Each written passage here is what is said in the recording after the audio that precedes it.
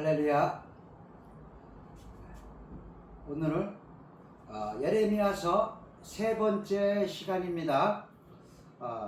유튜브를 통해서 하나님의 사람들을 위한 말씀 묵상에 도움이 되고자 개간 시간인데요.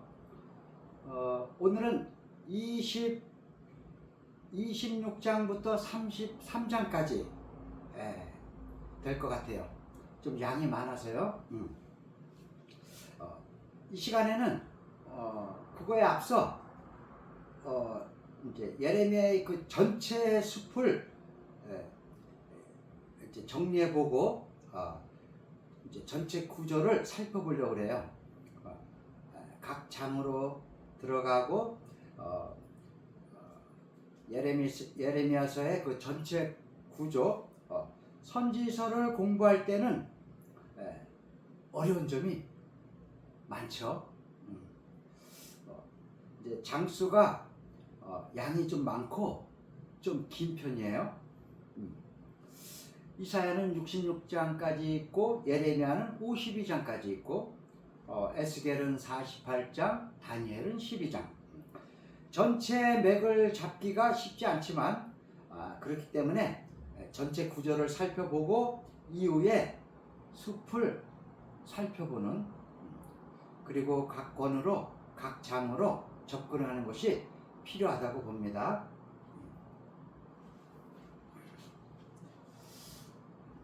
예레미야서는 총 52장으로 구성되어 있죠.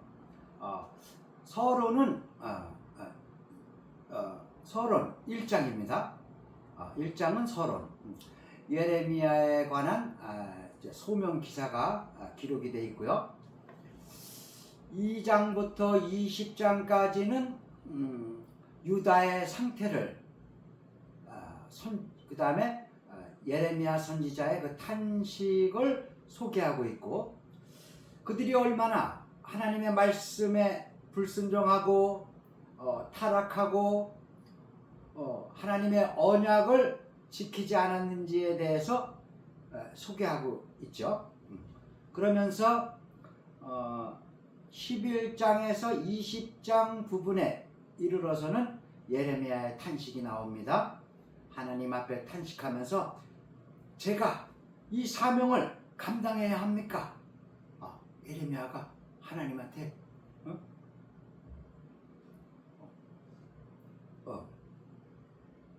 이 사명을 감당해야 합니까? 따지는 거예요. 안 하면 안 됩니까? 고통, 고난이 너무 심합니다라고 하면서 예레미야가 하나님 앞에서 탄식하며 많은 질문을 하는 내용들이 나옵니다.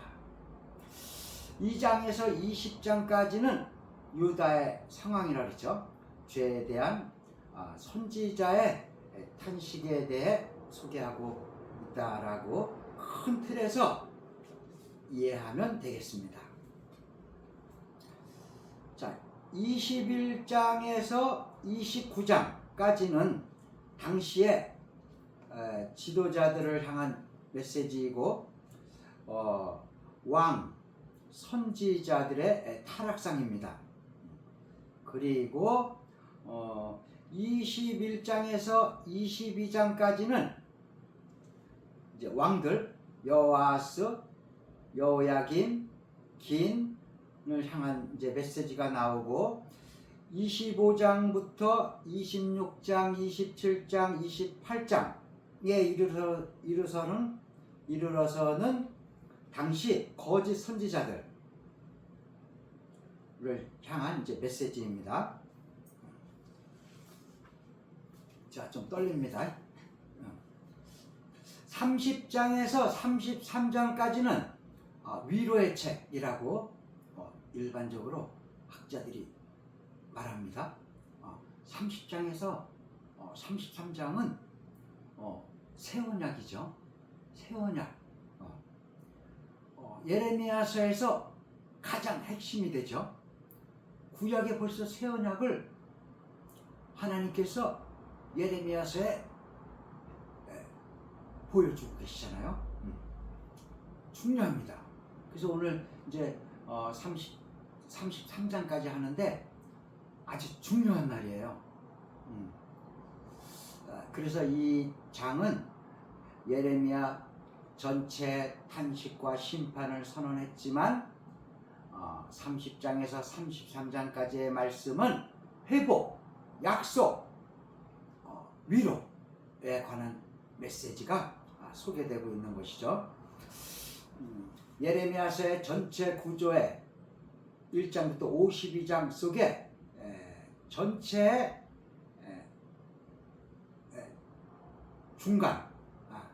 중간에 이제 위로의 책이 들어가 있죠. 30에서 33장.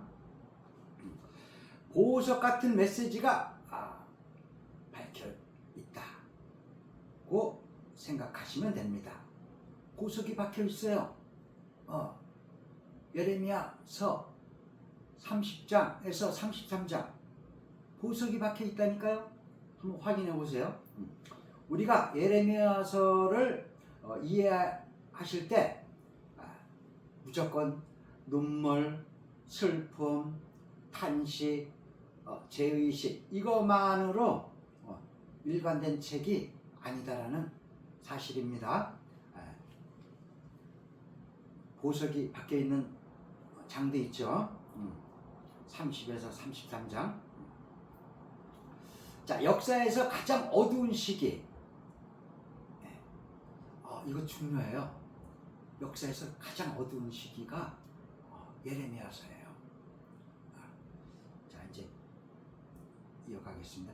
가장 하나님의 보석과 같은 위로로 하나님이 새 언약의 약속이 소개된 책이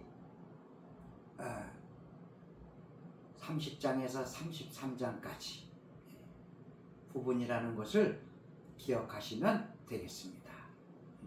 새 언약. 자, 이것도 한번 설명해 볼게요. 언약이 모세 때 출애굽 때 출애굽기 19장에 언약 체결 준비를 했죠. 그 다음에 20장에 율법을 줬죠. 24장에 언약 체결을 완료했죠. 그러면 그때는 이제 언약인데 이건 또 이제 새 언약이죠. 그러면 새 언약을 주셨는데 언약은 없어진 게 아니에요. 자, 요게 이 원이 언약이에요.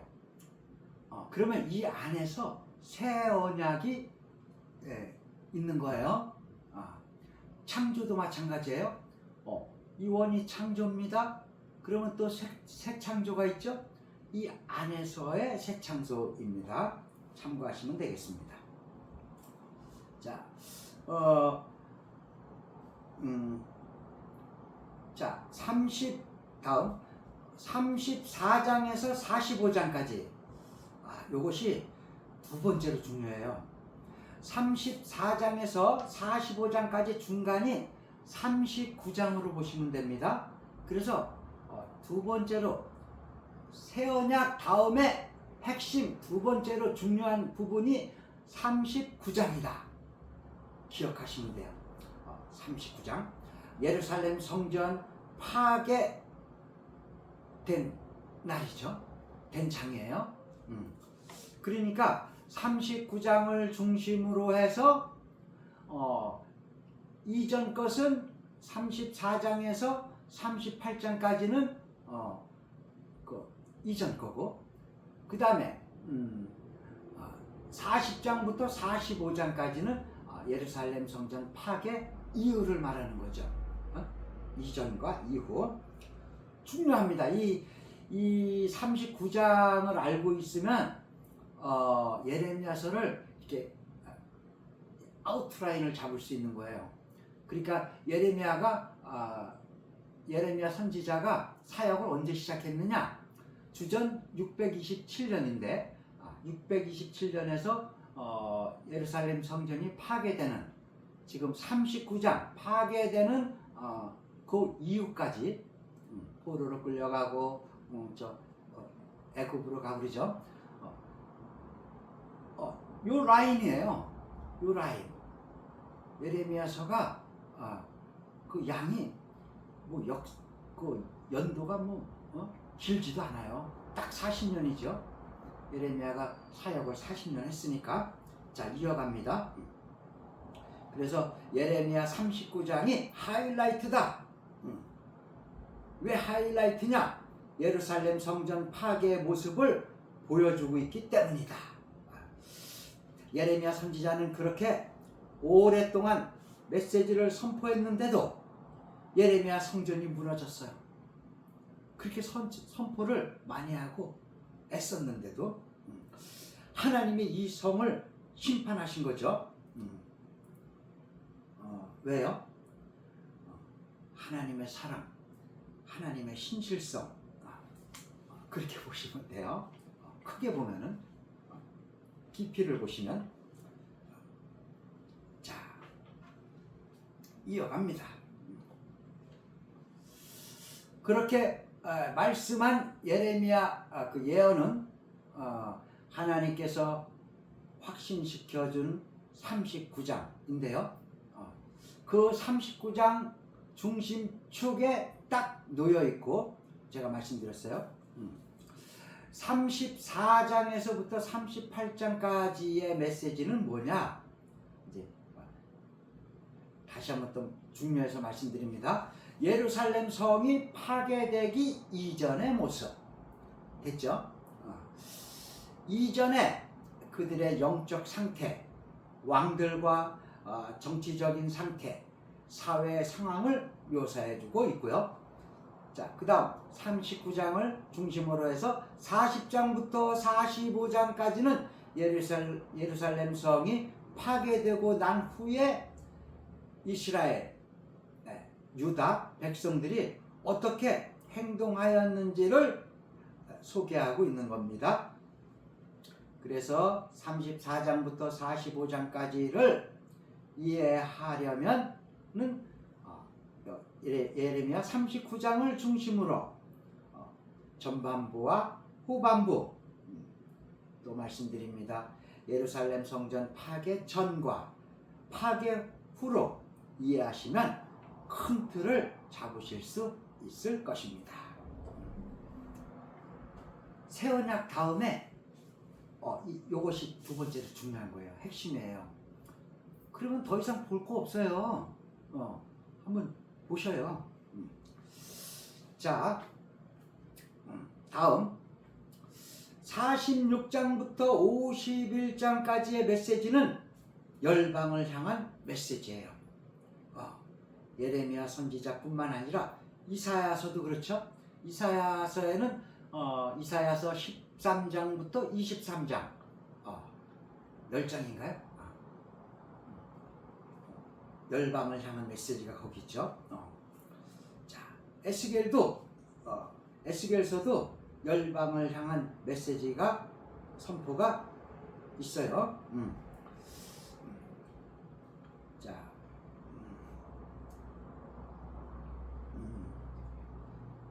하나님의 대선지자들은 빠짐없이 열방을 향한 메시지를 선포하였다. 자, 다음.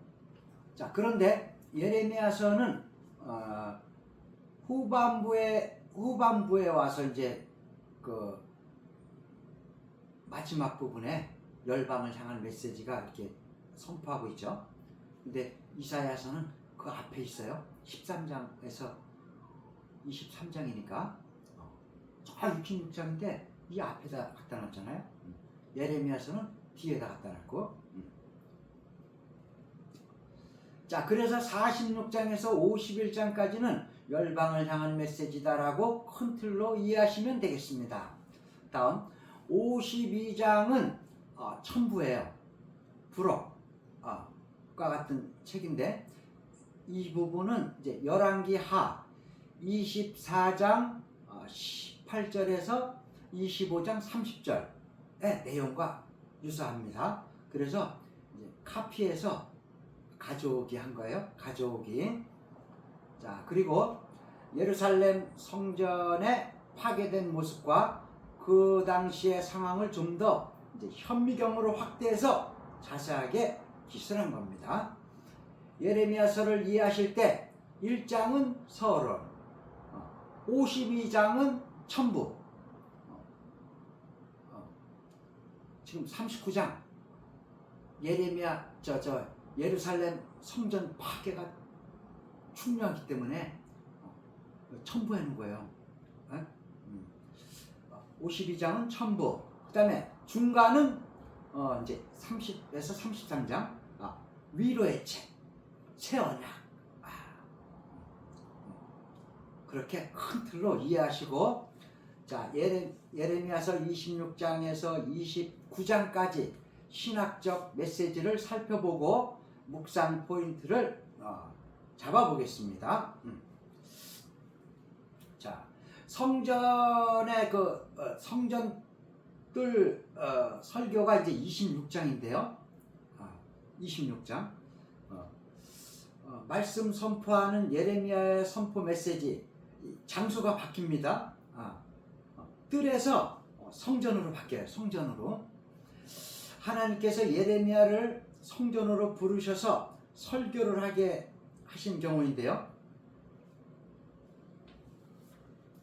예레미야 앞부분 7장에서 10장까지가 거기도 그 성전 설교가 있다고 그랬죠. 그러니까 예레미야서는 7장 그 다음에 26장 설교가 두 편이 있다. 그렇게 기억하시면 되겠습니다. 하나님께서 예레미야에게 성전들 앞에 서서 여기서 설교하라고 말씀하셨죠. 그래서 예레미야 7장에서 10장 성전 설교가 첫 번째 나오고 26장이 두 번째 성전 설교가 나옵니다. 신약에서도 성전 설교가 나오는데요. 누가 하셨죠? 예수님이 성전에서 설교하셨죠. 그런데 이 시대 예레미야 시대나 예수님의 시대나 공통점은 그 시대에 성전이 타락했다는 거예요. 그 성전이 타락했기 때문에 설교를 시키는 거고 예수님도 설교를 하시는 거예요. 성전 타락. 하나님의 그 관심의 대상이고 사랑의 대상인데 참으로 하나님의 두 눈이 집중해 있는 성전이 타락했기 때문에 하나님께서 안타까워하시고 선지자를 부르시고 성전 앞에서 나의 말씀을 선포하라 하시는 거죠. 자, 그럼 예레미야 26장 2절을 읽겠습니다. 여호와께서 이와 같이 말씀하시니라. 너는 여호와의 성전뜰에 서서 유다 모든 성읍에서 여호와의 성전에 와서 예배하는 자에게 내가 내게 명하여 이르게 한 모든 말을 전하되 한마디도 가감하지 말라. 한마디도 가감하지 말라. 지금 그 선지자 예레미야에게 한마디도 가감하지 말라. 오늘날 목회 사역자님들 가감하지 말라 하시죠. 이건 늘 떠올라야 돼요. 왜냐면 실수할 수 있으니까, 착각할 수 있으니까. 자,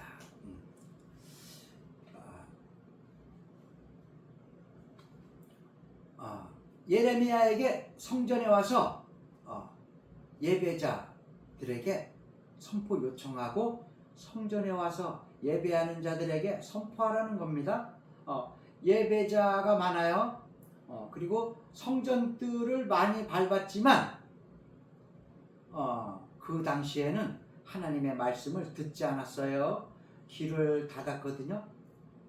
길을 닫아놓고 살았다는 하나님 말씀을 열지 않은 것 같아요. 열지 않은 것과 같죠.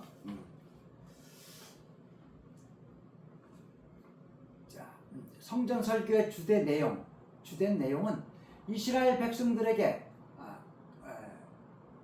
거짓 선지자들에게 속지 말라고 하는 내용이에요. 당시 성전 설교는 쉽지 않았죠. 결코 쉽지 않죠. 왜요? 여러분, 성전 예배를 안 드리는 자들에게 너 죄를 회개하라. 회개 안 하면 이 성전이 무너진다 하면서 강하게 어필하면 누가 좋아하겠어요?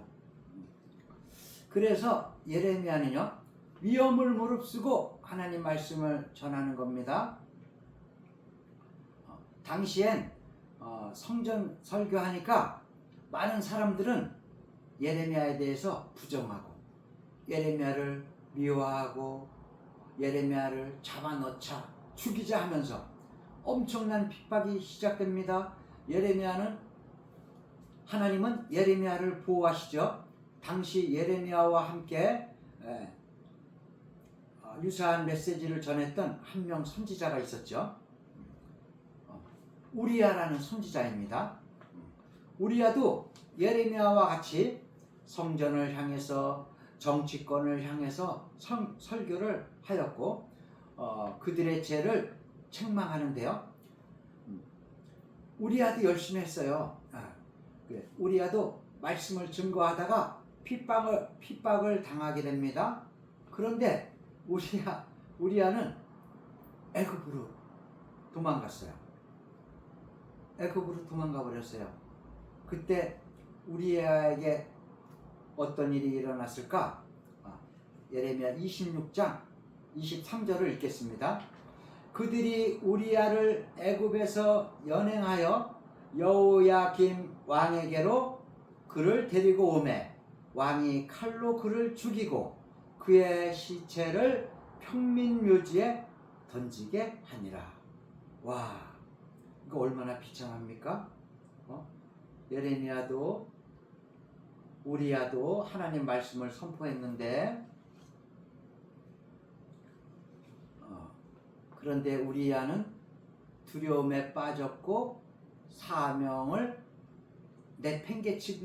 내팽개쳐버리고 애굽으로 도망갔습니다. 그때 여호야김이 우리야를 애굽에서 데리고 와서 방금 말씀드린 대로 여호야김이 죽였어요. 그런데 예레미야는 어떻게 됐을까요? 예레미야는 끝까지 어떤 유혹, 핍박에도 불구하고 사명의 자리를 지켰다. 그럴 때 하나님께서는 예레미야를 어떻게 하셨을까? 예레미야 26장 24절 읽겠습니다. 사반의 아들 아이감의 손이 예레미야를 도와주어 그를 백성의 손에 내어주지 아니하여 죽이지 못하게 하니라. 아멘. 사반의 아들 아이감이 예레미야를 보호해 준 겁니다. 예레미야도 하나님께 사명을 받고 감당할 때 핍박과 고난이 왔잖아요. 그럴 때 그럼에도 불구하고 사명의 자리를 지킨 자는 예레미야처럼 결국 하나님이 하나님의 섭리 가운데서 보호 관리해 주신다. 이 교훈을 우리에게 주고 있습니다. 다음 예레미야 27장과 28장은 지속적으로 거짓 선지자들과의 그 대결이 일어나요. 예레미야는 혼자서 사역 감당이 쉽지 않았습니다. 당시에 예레미야가 어떤 말씀을 선포했을까? 특히 시드기야 왕에게 예레미야가 선포한 말씀은 27장 12절에 나옵니다. 읽겠습니다. 내가 이 모든 말씀대로 유다 왕 시드기야에게 전하여 이르되 왕과 백성은 바벨론 왕의 멍에를 목에 메고 왕 이제 느부갓네살 왕이죠. 그와 그 백성을 섬기소서. 그리하면 사실이라. 아멘. 그러면 생명은 살려준다는 거예요. 사실이라. 사실이라. 생명만 살려줍니까? 예루살렘 성전도 약탈은 당하지만 성전은 남아 있는 거예요. 그렇게 그 예레미야가 시드기야 왕을 찾아가서 왕이시여, 제국은 멈추지 않는다고 합니다. 그러니까 하나님께서 항복하시어 바벨론 제국의 느부갓네살 왕에게 항복하시어, 지금 말씀도 읽었잖아요. 그거 했으면은 생명 살려주고 예루살렘 성전도 그대로 남아있는 거예요. 파괴되지 않아요. 자, 그 말을 불순종했어요. 바벨론 왕의 멍에를 메고 섬겨라. 야, 이거 사실은 어려운 것 같아요.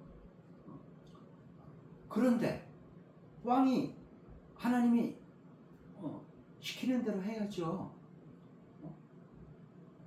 하나님은 다 백성들을 사랑하기 때문에 항복하라고 한 거예요. 그러니까 목숨을 살려주고 예루살렘 성전도 그대로 남아있고. 자, 이어갑니다. 여러분, 이 말씀을 전하고 이 말씀 듣고 어떤 왕이 좋아할까요? 왕에게, 왕이시여, 시드기야 왕이시여, 바벨론 왕에게 항복하셔야 합니다. 바벨론 왕이 주는 멍에를 목에 매셔야 합니다. 그리고 왕과 바벨론 백성들을 섬겨야 합니다. 백성들까지 섬겨야 돼요. 자, 이것이 얼마나 굴욕적인 메시지입니까? 한나라의 왕으로서 받아들이기 쉽지 않죠. 그런데 하나님은 예레미야 입을 통해서 너 왕에게 말씀 전하라고 전하라고 이제 하셨는데, 했죠. 예레미야는 가서 시드기야 왕이 안 들었죠. 왜냐하면 자존심 때문에. 그러니까 항복을 하면은 바벨론 포로로 이제 끌려가거든요. 근데 끌려가게 되는데 이때가 지금 3차거든요. 바벨론 제국 느부갓네살 왕이 이 전쟁사를 보면 1차, 2차, 3차가 있잖아요. 그게 지금 이게 3차거든요. 시드기야 왕에게 항복하라 하는 것은 3차. 그리고 그 앞에 2차는 주전 597년 에스겔과 귀족, 기술자들, 그 다음에 왕, 김하고 끌려갔죠. 바벨론 땅 그발 강가에 텐트, 천막을 치고 포로 생활을 하고 있어요. 그 다음에 그 앞에는 1차가 다니엘과 세 친구, 주전 605년에 어디를 끌어갔어요? 왕궁으로 끌어갔죠. 왕궁으로 끌어가서 천재 학습을 받고, 그 다음에 왕과 동일하게 식사도 같이 하고 잠도 침대에서 잤겠죠 아마. 자, 이어갑니다.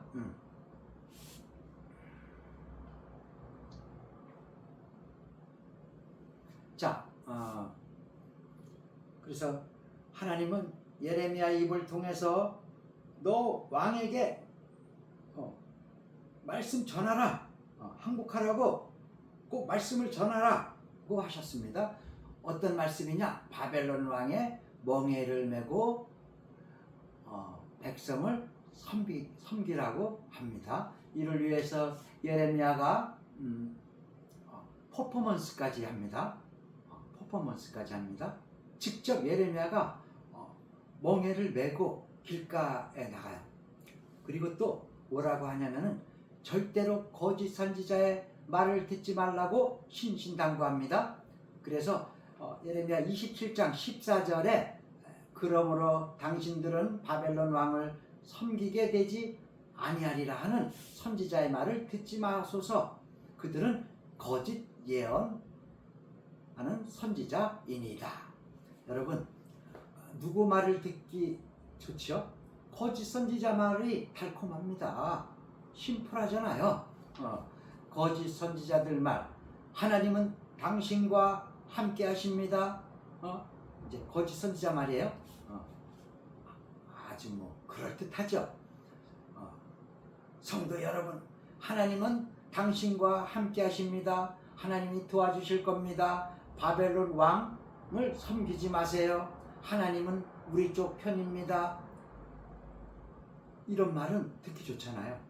그런데 거짓 예언이라는 겁니다. 듣지 말라 하십니다. 미혹되지 말라. 그리고 또 거짓 선지자가 거짓 선지자 그 하나냐가 나타납니다. 하나냐 뭐라고 말합니다. 하나냐가 선포한 메시지를 읽겠습니다. 만군의 여호와 이스라엘의 하나님이 이같이 일러 말씀하시길, 내가 바벨론의 왕의 멍에를 꺾었느니라.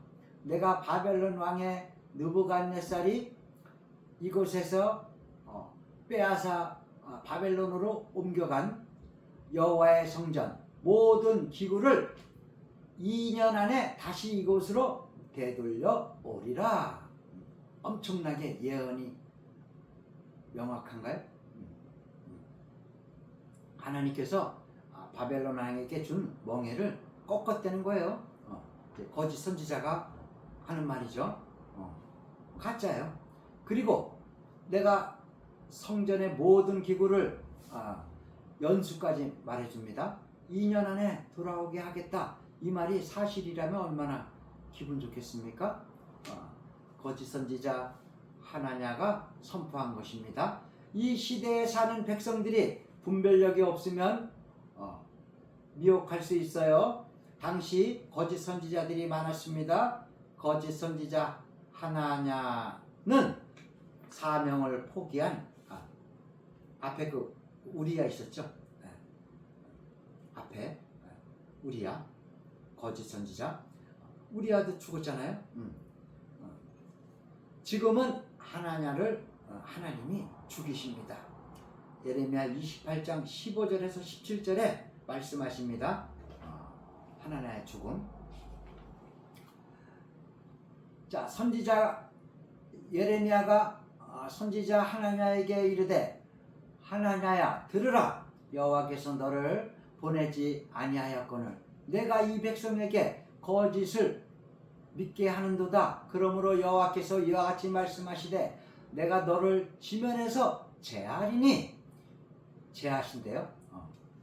자, 내가 여호와께 패역한 말을 하였음이라. 내가 금년에 죽으리라 하셨느니라 하더니 선지자 하나냐가 그의 7째 달에 죽었더라. 여러분, 거짓 선지자들도 강한 면이 있네요. 하나님의 참 선지자가 선포한 말씀도 그 순간에 이루어지는 모습도 바라보게 됩니다. 완전히 영적인 전쟁인 겁니다. 영적인 전쟁인 거예요. 그런데 하나님께서는 결국 말씀을 성취시킴으로 말미암아 예레미야가 참 선지자임을 확정시켜 줍니다. 이 시대 유다가 멸망하는 그 역사, 암흑기 시대가 이렇게 엄청난 일들이 영적 세계에서 영적 전투가 치열하게 벌어진 것입니다. 자, 이제 예레미야가요. 문제는 이제 편지를 씁니다. 말씀을 증거하고 목에 멍에를 메고 퍼포먼스를 하고 해도 이제 예레미야가 편지를 써서까지 이전의 사건 1차, 2차 아까 말씀드렸죠. 1차,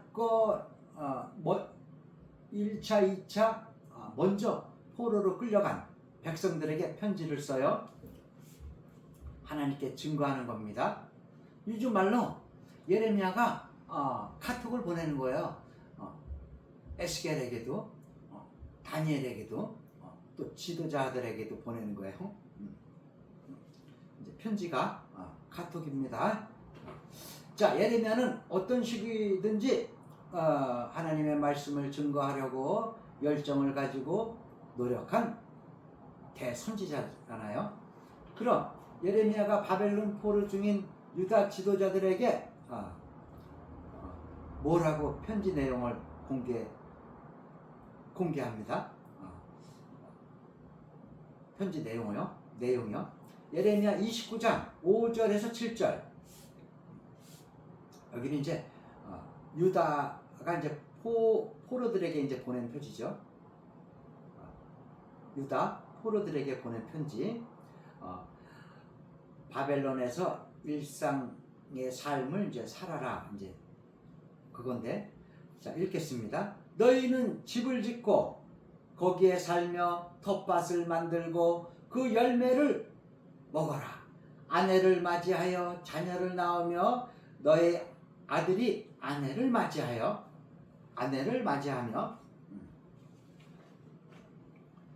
너희 딸이 남편을 맞아 그들로 자녀를 낳게 하여 너희가 거기에서 번성하고 줄어들지 아니하게 하라. 너희는 내가 사로잡혀 가게 한 그 성읍의 평안을 구하라. 너희는 내가 사로잡혀 가게 한 그 성읍, 바벨론 성이죠. 성읍의 평안을 구하라. 바벨론 성을 위해 기도해야 되는 거예요. 평안을 구하라. 구하고 그를 위하여 여호와께 기도하라. 그것을 하나님께 기도해야 되는 거예요. 바벨론 성은 악의 나라잖아요. 악의 성인데, 자, 이는 그 성읍이 평안함으로 너희도 평안할 것입니다. 이것이 편지 내용입니다. 편지 내용인즉 한마디로 말하자면 너희들 바벨론 땅에서 일상의 삶을 살아라 라고 하는 것이에요. 거짓 선지자는 2년 후에 돌아온다 그랬죠. 그런데 바벨론 땅에 끌려간 유다 백성들은요, 어떠한 의식, 생각이 팽배했냐면요, 이곳에서 몇 년 지나면 돌아갈 것이다 라는 의식이 팽배했어요. 그런 게 이제 떠오르잖아요. 우리는 이제 포로로 끌려왔지만 이제 거짓 선지자는 2년 만에 돌아간다고 그러고 예레미야는 70년 만에 돌아간다고 하니까 예레미야 말을 듣겠어요? 거짓 선지자 말이 더 엑기스잖아요. 당장 포로로 끌려가 봐요. 그 입장이 어떤가 상상해 보자고요. 그러니까 그 의식이 팽배했었다. 자, 에스겔서에도 유사해요. 당시 사람들은 우리는 잠시 여기 있다가 돌아갈 거야 라고 하는 의식을 가지고 있었다고, 예레미야서에도. 그런데 2년 아니죠. 하나님은 뭐라고 말씀하십니까? 너희는 70년 동안 있어야 돼. 그렇기 때문에 너희들 일상생활의 삶을 살아. 여러분, 2년이 아니고 70년이죠. 얼마나 큰 차이입니까? 하나님의 계획은 70년이었다는 것입니다. 70년. 제가 그 70년을 그 의미를 찾아봤어요. 히브리의 그 70년은 70이라는 숫자는 의미가 보다, 경험하다, 뭐 통찰력 이런 거예요. 그래서 여기서는 경험하다가 참 어울려요. 무엇을 말씀드리려고 하냐면 예전에도 말씀드렸는데, 자, 이스라엘 백성들이 애굽에서 출애굽을 하죠. 모세가 이끌고 출애굽을 하죠. 자, 출애굽을 할 때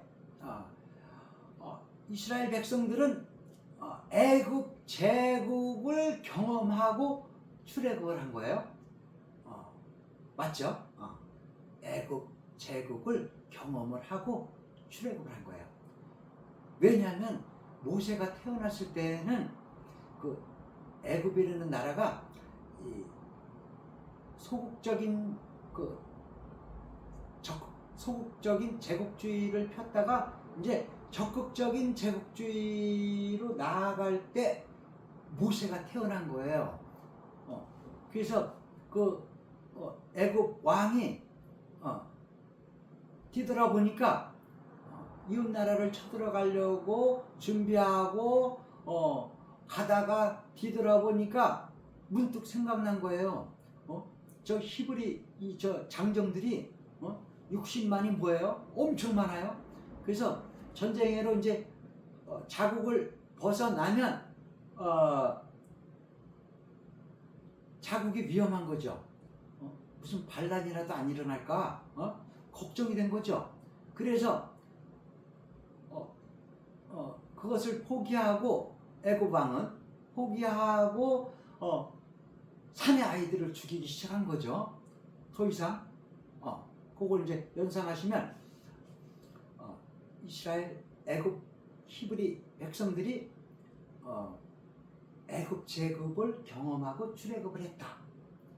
자, 그거랑 자 지금 여기서 왕정 시대 주전 587년 시드기야 왕 때 마지막 왕 때 포로로 바벨론으로 포로로 끌려가죠.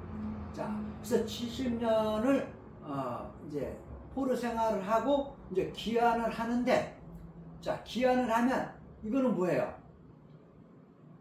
그 앞에 거 구원이에요. 출애굽 구원, 구원 받은 거예요. 구원 시킨 거예요. 자 이거는 이제 출 바벨론 이게 아니고 이제 탈 바벨론 구원 시킨 거죠. 그러니까 하나님은 저 출애굽만 있는 게 아니에요. 지금 왕정 500년 시대를 오면서 하나님은 다시 이 탈바벨론 구원을 시키는 거예요. 그래서 똑같다 의미가 그게 중요한 거예요. 출애굽이나 탈바벨론이나 의미는 같다. 중요한 겁니다. 자, 그래서 이제 성경 묵상하시고 성경 공부하실 때 사무엘서부터 열왕기서, 역대기서 공부를 많이 하셔야 돼요. 굉장히 중요합니다. 조금 더 말씀드리자면 출애굽 시킬 때는 하나님이 그 애기들이에요. 히브리 백성들이 애기들, 노예들, 종들, 힘 없잖아요. 자, 근데 여기 보세요. 여기는 마치 성인 같지 않아요? 성인. 자, 그럼 이제 여기까지만 하고 자 침도 나누겠습니다. 참고해 보세요. 묵상해 보시고요. 자, 어디까지 했나요? 자, 이것이 이제 편지 내용이라고 말씀드렸고, 너희들 바벨론 땅에서 일상의 삶을 살아라 라고 하는 것이었죠. 거짓 선지자는 2년 후에 돌아온다 얘기했고요. 여기 했네요. 자, 했고, 자 어디까지냐? 자, 하나님의 계획, 여기까지 했네요. 하나님의 계획은 70년이었다. 그 의미는 제가 말씀을 참고로 드렸고, 그래서 너희는 거기서 텃밭을 일구어라. 열매도 따먹고 결혼도 자녀도 낳고 바벨론 땅에 평안하기를 구하라. 와우, 쉽지 않는 메시지입니다. 그러니까 하나님이 이제 여기 이제 이후에 이제 부르짖어라 이제 기도 나오잖아요. 그러니까 이제 바벨론 포로 생활을 하는데 포로 생활을 하는데 율법을 재교육을 받는 거예요. 크게 보면은 레위기법의 안식일, 안식년, 희년 이것을 위반했고, 아까 여기 내용에 있었습니다. 왜 포로로 끌려갔느냐? 예배가 타락이 됐고 성전이 타락이 됐다 말씀드렸어요. 자, 그래서 너희들은 그리고 기도를 하라. 하나님께 기도를 하라고 하는 거예요. 너희들 나에게 기도하라. 어떤 기도를 하느냐? 너희들이 불편하고 포로 생활이 힘들고 괴롭고 하지. 그러니까 너희들이 포로 생활을 평안한 일상생활을 하려면, 일상의 삶을 살려면 기도를 해라. 어떤 기도를? 그 바벨론 성을 위해서 기도를 하라. 바벨론 성에 살고 있는 왕부터 백성까지 그들의 평안을 위해서 기도를 하나님께 하라는 거예요. 그러면 하나님이 들어주겠다. 이 내용이에요. 맞잖아요. 바벨론 느부갓네살 왕이, 바벨론 백성들이 평안하면 포로 생활하는 사람들도 평안할 거 아닙니까?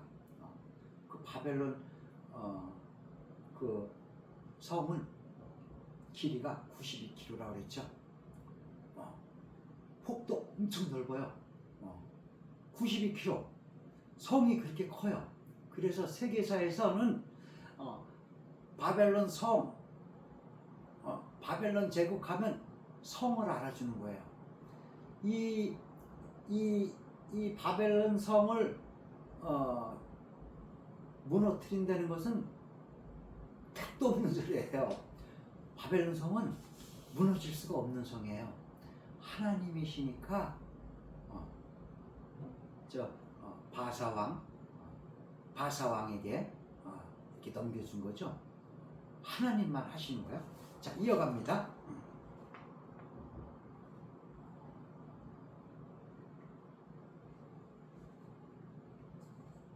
잡음이 많았습니다.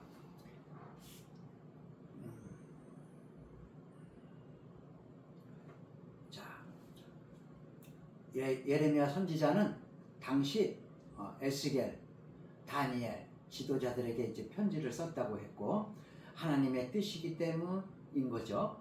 그러면서 예레미야가 하나님의 계획과 하나님의 마음, 생각을 말해줍니다. 이것이 29장 10절, 11절 읽겠습니다. 여호와께서 이같이 말씀하시느니라.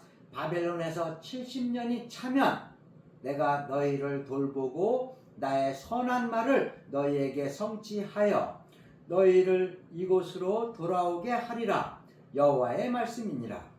자, 이어갑니다.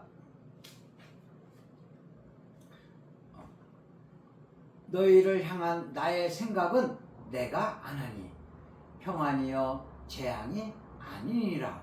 너희에게 미래와 소망을 주는 것이다.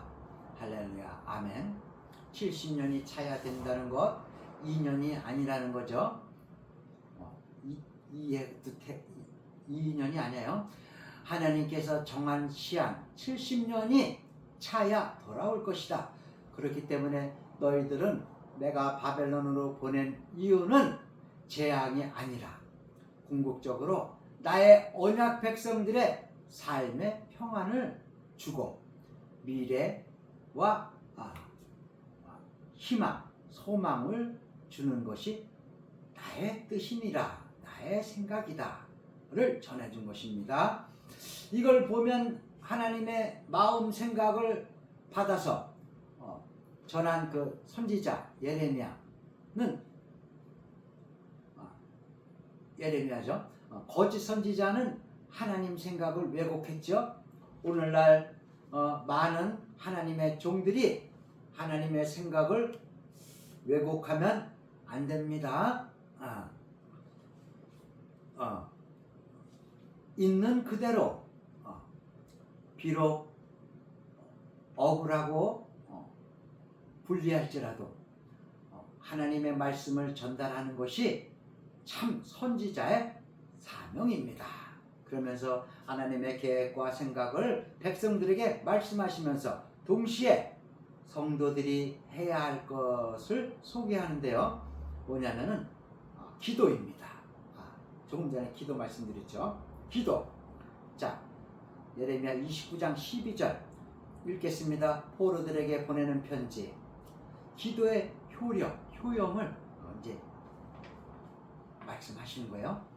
자, 너희가 내게 부르짖으며 내게 와서 기도하면 내가 너희들의 기도를 들을 것이요 너희가 온 마음으로 나를 구하면 나를 찾을 것이요 나를 만나리라. 자, 29장이에요. 29장 12절. 이따가 이제 새 언약 거기도 이제 또 나오기 때문에 이 29장을 기억하고 계세요. 자, 기도하는 것. 온 마음으로 나를 구하라. 온 마음으로 나를 찾아라. 하나님께서 너희를 70년 동안 포로 생활 보낸 것은 너희들을 정화하기 위한 기한이다. 정화시키기 위한 기간이다. 기한. 너희들은 우상을 버리고 너희들은 죄성을 버리고 죄악의 숲이 우거져 있는 그 마음에 모든 죄악의 나무를 다 베어버리고 뿌리채 뽑아버리고 그 안에 하나님을 구하고 찾고 부르짖어라.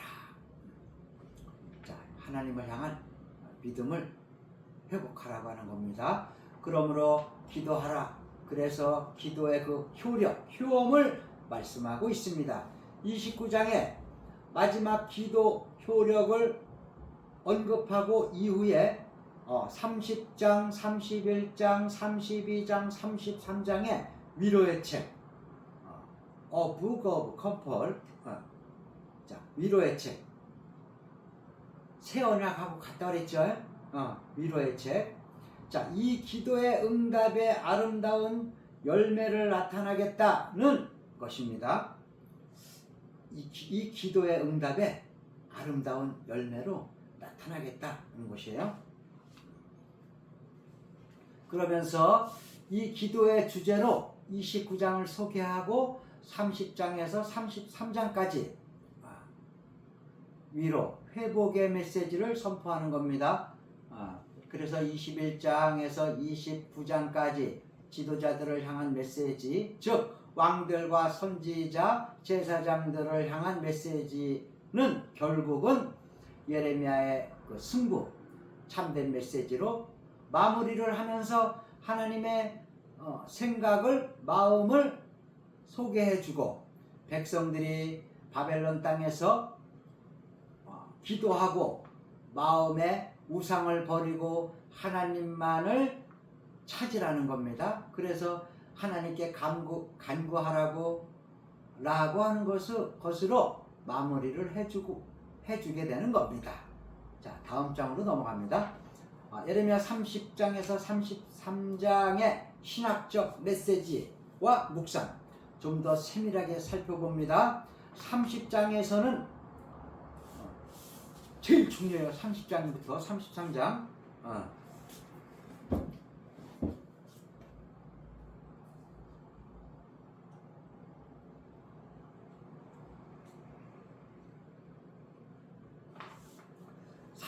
30장에서는 바벨론 포로에서 귀환할 것이다 라고 메시지가 소개합니다. 여러분, 거짓 선지자도 포로에서 귀환한다고 말했고, 아까요 예레미야도 말했죠. 하나님의 뜻은 귀환, 돌아오는 것이죠. 하나님의 뜻은 돌아오는 거예요. 귀환하는 거예요. 아시잖아요. 그런데 언제?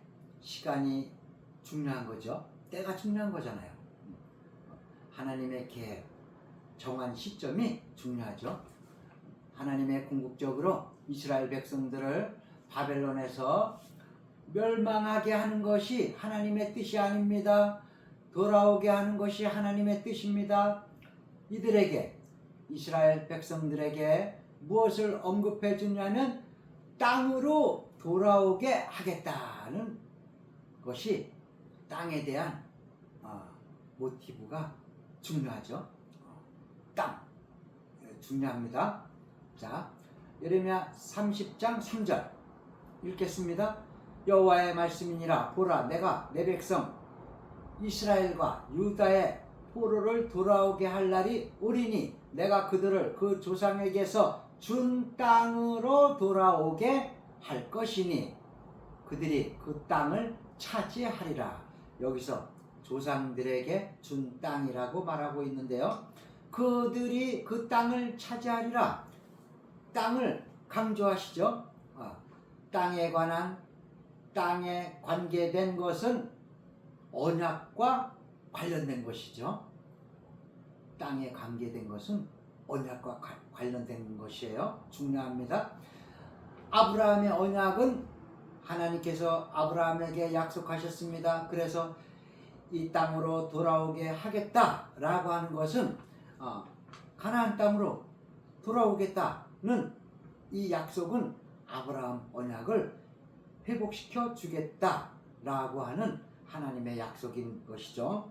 그래서 땅으로 돌아오겠다고 말씀하십니다.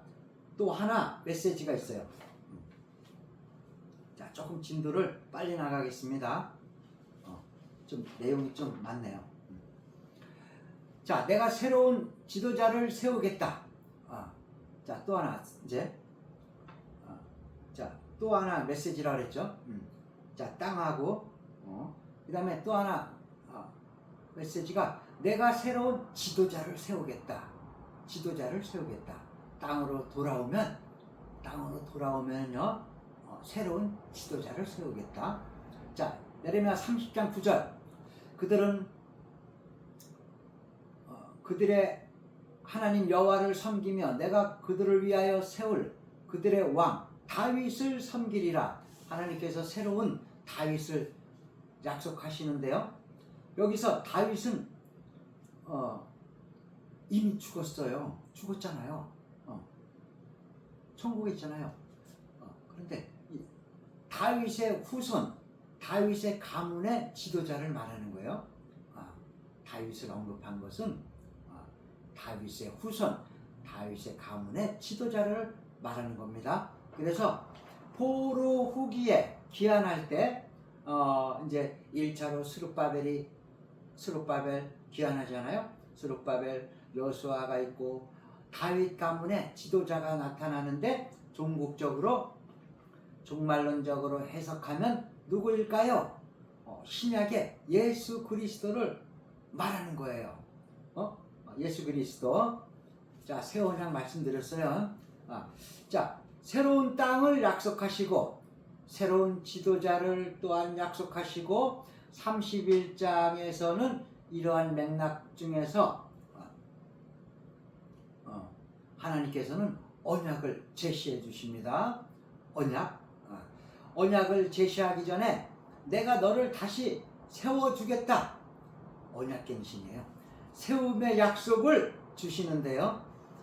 예레미야 31장 4절 처녀 이스라엘아 내가 다시 너를 세우리니 내가 세움을 입을 것이요 내가 다시 소고를 들고 즐거워하는 자들과 함께 춤추며 나오리라. 아멘.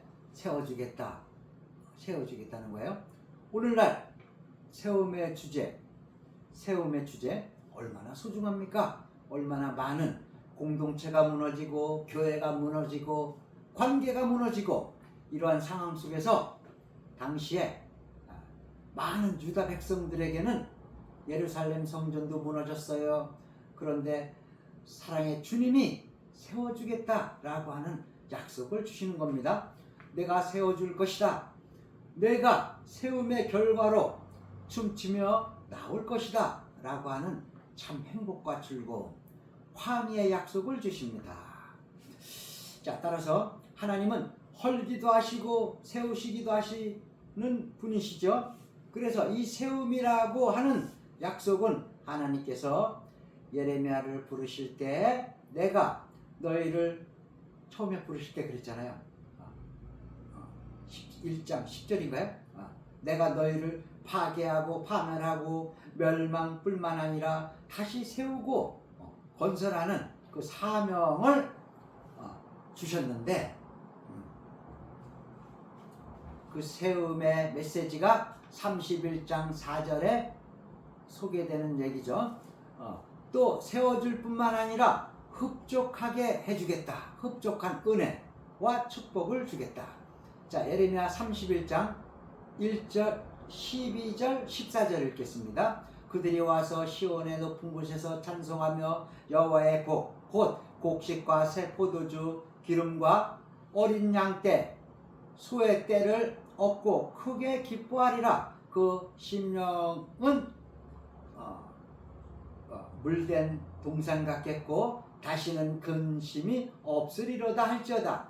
내가 기름으로 제사장들의 마음을 흡족하게 하며, 내가 기름으로 제사장들의 마음을 흡족하게 해준대요.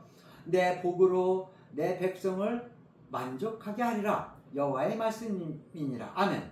여러분, 하나님께서 주시는 은혜 부분은 이제 만족한 은혜요. 두 번째, 물된 동산같이 근심이 없는 은혜와 복을 주겠다는 겁니다. 제사장들도 흡족하겠다는 것이 백성들이 일상의 회복이 되니까요. 회복이 되고, 그리고 밭에서 이제 경작하고 수확을 얻고 수확량이 늘어나니까 11조가 증가되잖아요. 감사헌금이 증가되잖아요. 그러니까 제사장들도 기뻐한다는 거예요. 그 제사장들 몫이잖아요. 자, 이 말씀은 뭐냐? 이스라엘 백성들의 온 공동체의 일상에 회복이 된다는 것이에요. 자, 하나님의 회복요.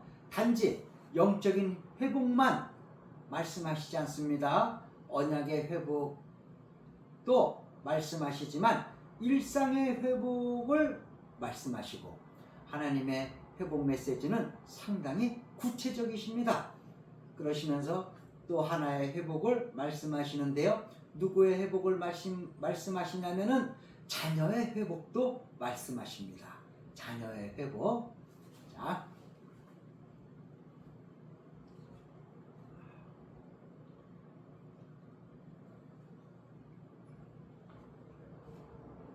자녀의 회복도 말씀하십니다. 예레미야 30장에서 33장까지를 묵상하시면서 은혜로운 말씀들이 주옥 같은 메시지가 압축적으로 담겨져 있고요. 자, 31장 15절, 16절은 이제 자녀 회복에 대한 메시지가 소개돼요.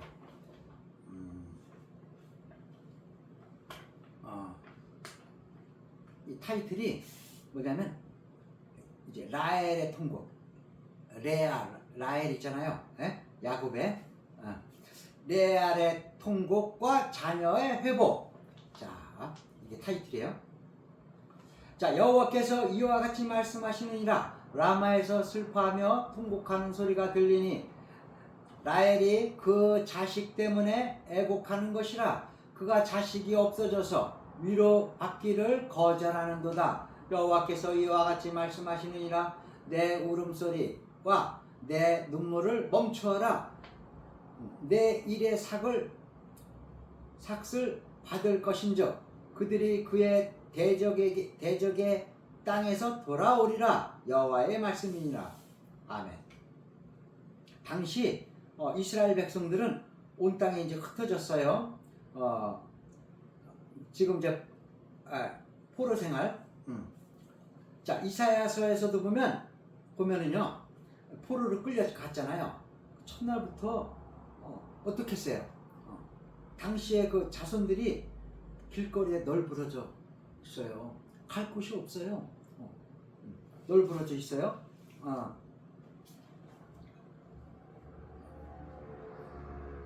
그물에 걸려서, 짐승처럼 그물에 걸려서 쓰러져서 기진맥진하듯이 그러한 모습의 이미지를 사용해서 자녀들이 길거리에 소망이 없어요.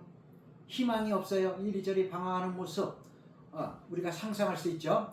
온 열방 민족으로 뿔뿔이 흩어져 있는 모습을 소개하고 있어요. 그런데 하나님께서 그 슬픔을 라헬의 슬픔으로 말하고 있는 거예요. 라헬이 자녀가 없어서 레아와의 그 관계에서 많이 슬퍼했잖아요. 그러한 라헬의 통곡을 소개하면서 너희들이 이전에는 자녀가 없어서 라헬처럼 슬퍼하고 애곡하고 통곡했잖아. 내가 이제 너희들을 회복시켜 줄 건데 너희들의 자녀들이 돌아올 거야. 그들이 대적의 땅에서 다시 돌아와 회복할 거야 라고 하는 자녀의 회복을 말씀하고 있습니다. 여러분, 자녀들의 회복이 왜 중요한지 아시죠? 자녀들의 회복이 왜 중요한지 아시죠? 자, 우리 믿는 자들은 기억하셔야 됩니다. 자, 자녀들의 회복이 왜 중요한지. 자, 아브라함 언약의 회복이잖아요. 하나님께서 아브라함에게 주신 땅에 약속을 주셨잖아요. 그런데 아브라함에게 후손의 약속을 주셨죠. 후손의 약속. 자, 그런데 아브라함에게 아브라함 언약을 약속을 주셨는데 아브라함 언약을 회복하기 위해서는 자손들, 후손들까지 회복이 돼야 되는 것입니다. 그러면서 예레미야서의 하이라이트 중에 구약의 보석 중에 보석이 새 언약을 소개합니다. 오늘의 하이라이트예요. 새 언약을 소개합니다. 새 언약을 하나님이 소개는 하시는데 유일하게 예레미야에게 했다는 거예요. 우리가 상상할 수 있죠.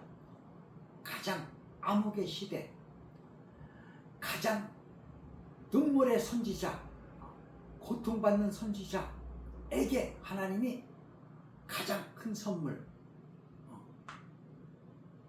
주신 거죠. 그렇게 보시면 돼요.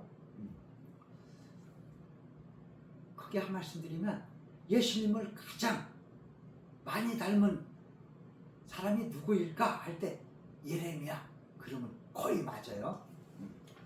자, 예레미야 31장 31절에서 34절까지 새 언약의 새 메시지입니다. 자, 새 언약. 여호와의 말씀이니라. 보라, 날이 이르리니 내가 이스라엘 집과 유다의 집에 새 언약을 맺으리라. 이 언약은 내가 그들의 조상들의 손을 잡고 애굽 땅에서 인도하여 내던 날에 맺은 것과 같지 아니할 것은 내가 그들의 남편이 되었어도 그들이 내 언약을 깨뜨렸음이라. 여호와의 말씀이니라. 할렐루야. 그들이 내 언약을 깨뜨렸대요.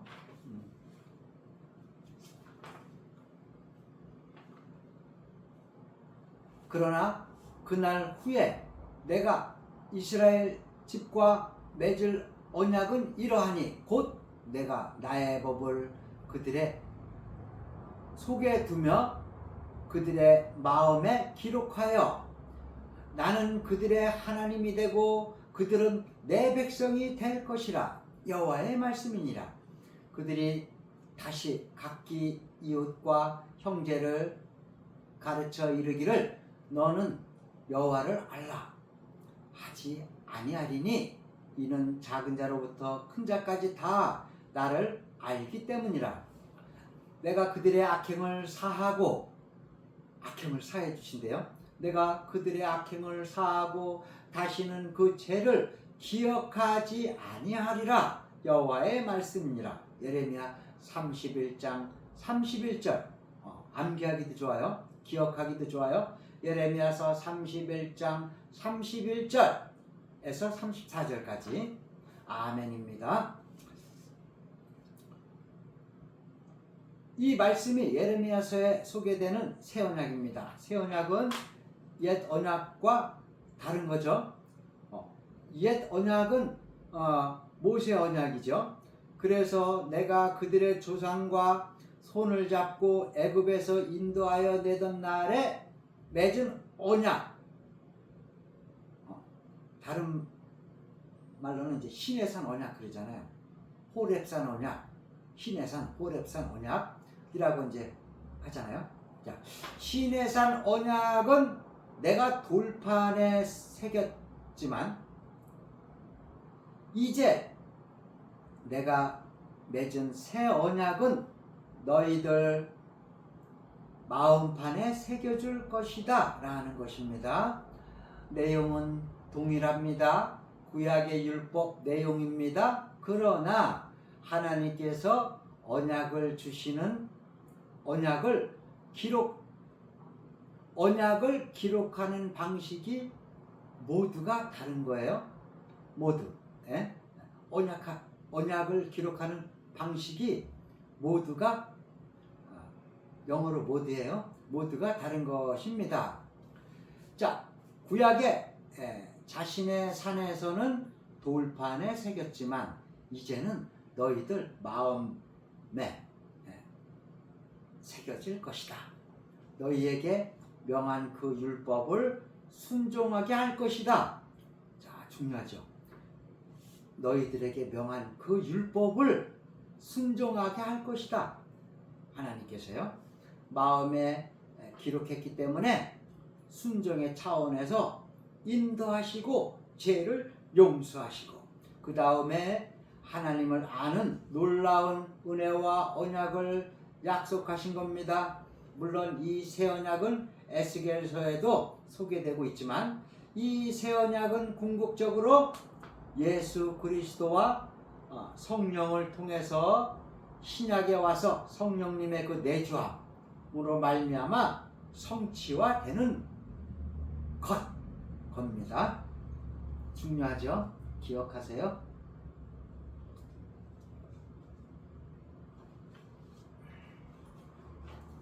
여러분, 구약에서 새 언약은 핵심 중에 핵심인데요. 하나님께서는 이 새 언약의 놀라운 회복의 메시지를 예레미야에게 주셨어요. 그 많은 선지자들 가운데서 가장 고난이 많고 가장 눈물을 많이 흘렸고 가장 역사의 그 암흑기에 사역한 예레미야 선지자에게 새 언약을 선포할 수 있는 축복을 주신 것이다. 네. 이 내용을 보면은요, 우리 하나님은 공평하신 하나님이신 건 사실인 것 같아요. 그렇게 역사의 암흑기에서 하나님은 가장 큰 진주 같은 메시지를 준비하고 계셨다는 거죠. 또 가장 고난을 겪은 선지자에게 이 말씀을 선포할 수 있는 놀라운 특권을 주셨던 것이죠. 새 언약, 예레미야의 핵심 중에 핵심입니다. 다음 32장은 주님께서 너 아나돗 가서 새 밭을 사라고 말씀합니다. 베냐민 땅 아나돗에 있는 아나돗이 어디예요? 예레미야 고향이잖아요. 예레미야가 여기서 핍박을 받았죠. 미움받았고 제사장 마을 제사장들에게. 그래서 예레미야의 그 아나돗은 제사장들이 살고 있는 것이었고 고향에 가서 밭을 사라는 거예요. 고향에 가서 밭을 사라. 예레미야에게 하나님께서 왜요? 왜 밭을 사라 했을까? 이것은 하나의 그 하나님의 사인이에요. 앞으로 이스라엘 백성들이 다시 바벨론 땅에서 본토로 돌아와서 살게 될 것이다. 그럴 때는 미리 땅을 사놓아라 라고 하는 것이죠. 이것은 하나님께서 약속만 주실 뿐만 아니라 예레미야에게 표징까지도 주신 것이다. 항상 하나님은요, 언약도 주시고 표징도 주시는 하나님이시다. 다음, 자, 예레미야가 기도합니다. 32장 하나님이 말씀하시는 장면이 예레미야 32장 17절. 슬프도소이다 주 여호와여, 주께서 큰 능력과 표신팔로 천지를 지으셨사오니 주께서는 할 수 없는 일이 없으시니이다 여기서 예레미야가 슬퍼합니다. 왜요?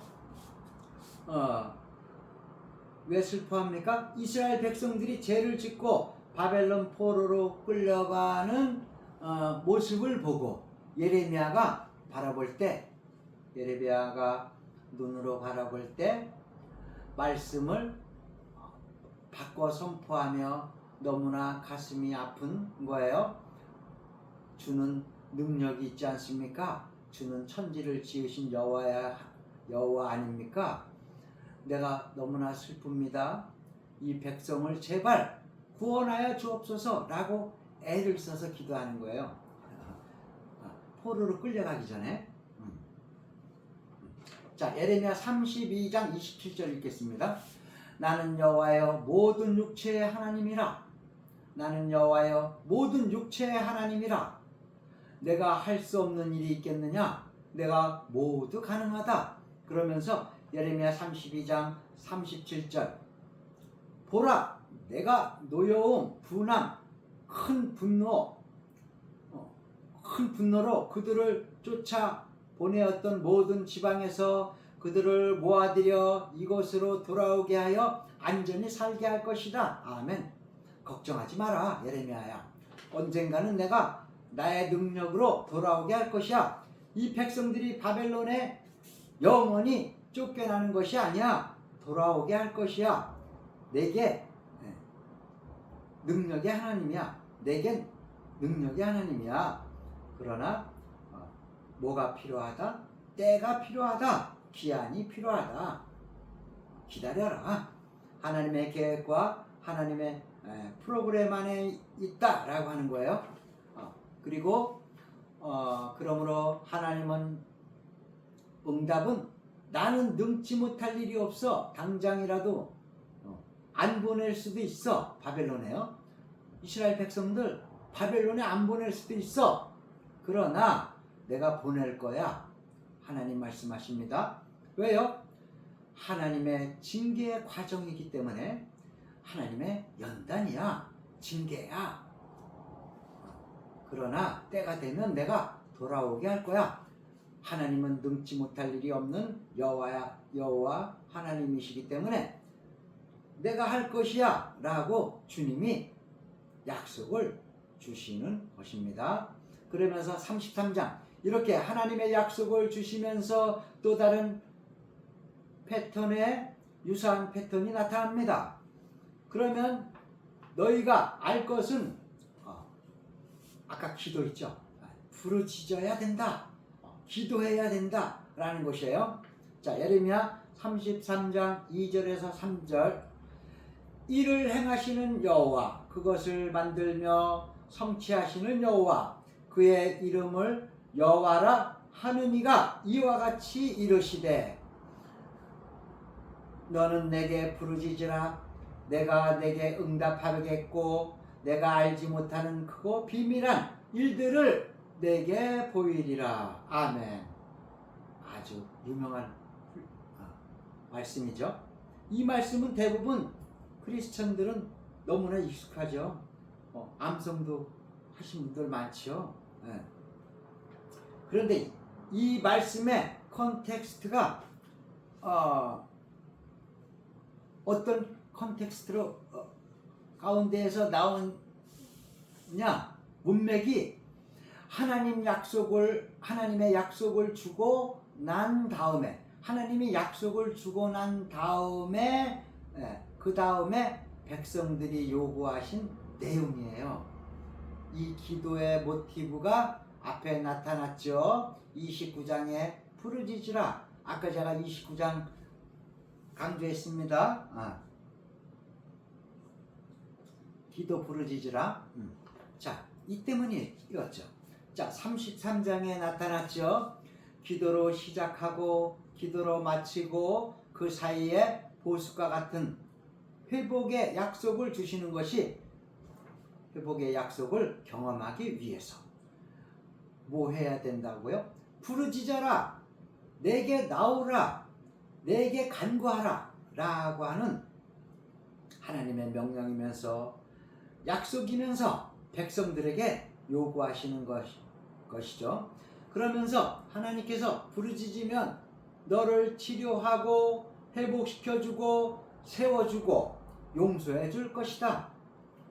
자, 예레미야 33장 6절에서 8절. 자, 치료, 회복, 세움, 용서의 메시지인데요. 자, 읽겠습니다. 33장 6절에서 8절.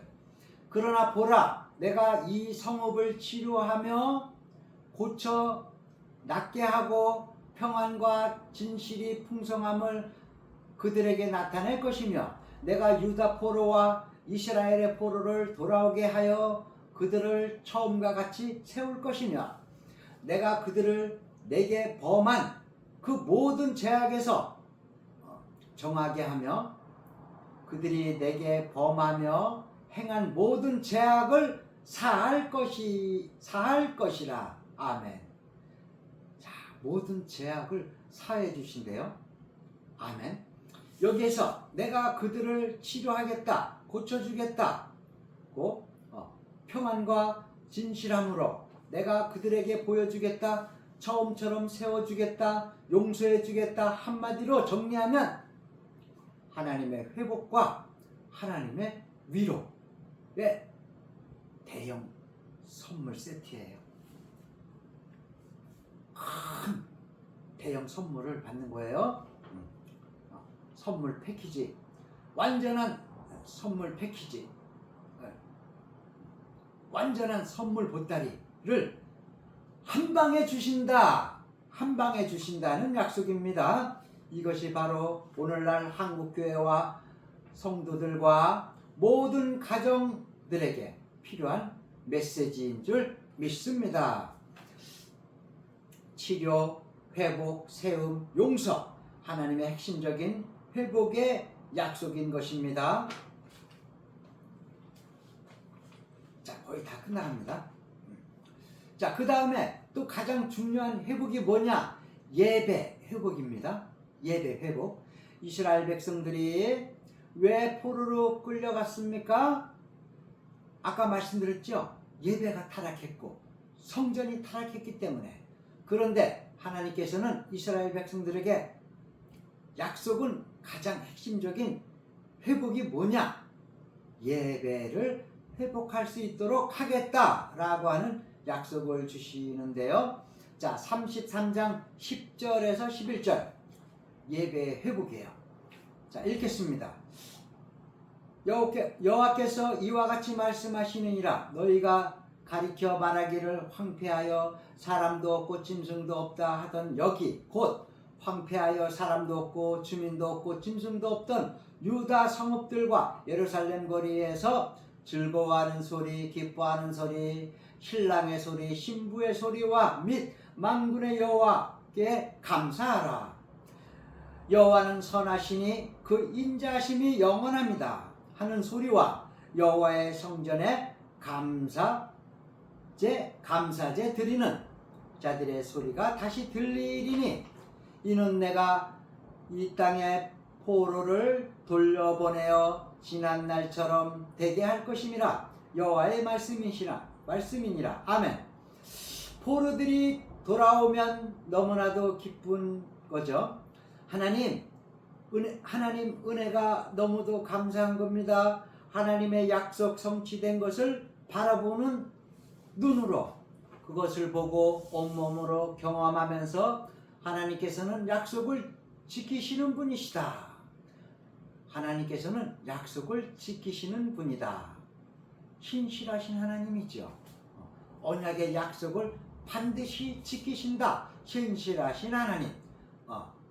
언약의 하나님이시다라고 깨달으면서 하나님 앞에 예배와 찬송과 감사와 하나님을 향한 찬양이 회복된다는 겁니다. 어디서 들리는가요? 여호와의 성전에서 들린다는 겁니다. 예전에 여호와의 성전에 하나님의 책망과 근심과 걱정 그런 장소였는데 이제는 그것이 반전이 되어서 하나님께 찬송하고 예배 감사를 들려드리는 아름다운 회복의 장소로 변화될 것이다 라는 것입니다. 이 모든 회복 중에서 가장 하이라이트가 뭔가? 예배 회복인 것입니다. 오늘날 우리가 공예배가 있습니까? 이제는 오늘 하나님 말씀을 통해서 예배를 사수하는 성도 여러분들 되시기를 주님의 이름으로 축원드립니다.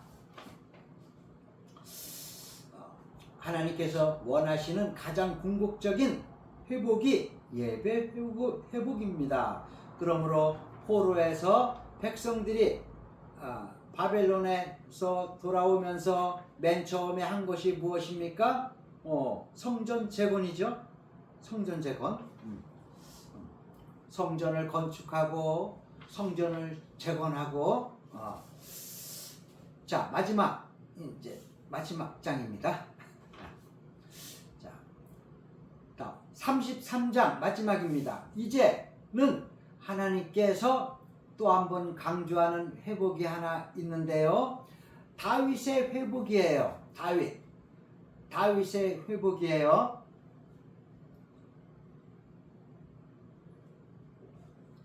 다윗의 공의로운 가지예요. 공의로운 가지. 자, 예레미야 33장 15절. 그날 그때 내가 다윗에게서 한 공의로운 가지가 나게 하리니 그가 이 땅에서 공의와 정의를 실행할 것이다. 아멘. 공의로운 가지. 누구요? 다윗입니다. 여기서는 이제 다윗의 후손입니다. 종국적으로 예레미야가 바라보는 회복의 절정은 종말론적 회복의 가장 중요한 그 핵심 인물이 누굴까요? 메시아, 예수 그리스도, 다윗의 후손으로 오신 예수 그리스도입니다. 그러므로 예레미야서는 우리가 충분히 예수 그리스도를 바라보는 종말론적이며 구속사적인 메시지 선포했다라는 사실을 우리가 반드시 기억해야 될 것입니다. 다윗에 대한 메시지는 예레미야서 곳곳에 소개되고 있으면서 그 당시에 전혀 소망이 없는 백성들에게 소망을 줄 수 있는 유일한 한 분, 메시아, 예수 그리스도라는 것을 계속적으로 강조하면서 33장의 회복의 메시지를 마무리하는 겁니다. 그래서 일상의 회복, 예배의 회복의 가장 초점, 중심이 신약의 예수 그리스도의 약속, 그리스도의 오심, 공의로운 가지로 오실 예수 그리스도를 약속하면서 33장의 메시지를 이제 마무리하게 됩니다. 자, 이렇게 해서 회복의 메시지가 마무리됩니다. 다음에는 34장부터 살펴보겠습니다. 오늘 좀 두서없이 좀 떠듬떠듬 하고요. 하지만 제가 메시지 전달은 다 했습니다. 네. 지금 조금 부연 설명하자면 예레미야 33장 15절에 공의와 정의가 나와요. 중요하기 때문에 이 말씀만 드리고 마치겠습니다. 자, 공의와 정의.